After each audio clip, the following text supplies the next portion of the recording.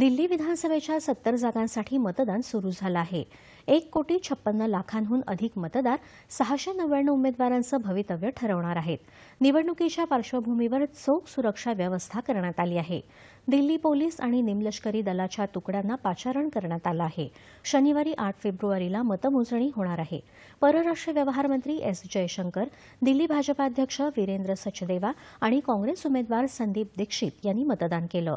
या निवडणुकीत प्रमुख उमेदवारांमध्ये आम आदमी पक्षाचे संयोजक आणि दिल्लीचे माजी मुख्यमंत्री अरविंद केजरीवाल, दिल्लीच्या मुख्यमंत्री आतिशी, तर भाजपाचे विजेंद्र गुप्ता, कैलाश गेहलोत आणि अलका लांबा या दिग्गज नेत्यांचं राजकीय भवितव्य आज मतपेटीत बंद होणार आहे। दरम्यान पंतप्रधान नरेंद्र मोदी यांनी मतदारांना मतदान करण्याचं आवाहन केलं आहे। आपलं मौल्यवान मत देण्याचं आवाहन करत पहिल्यांदा मतदान करणाऱ्या युवकांना पंतप्रधानांनी शुभेच्छा दिल्या आहेत।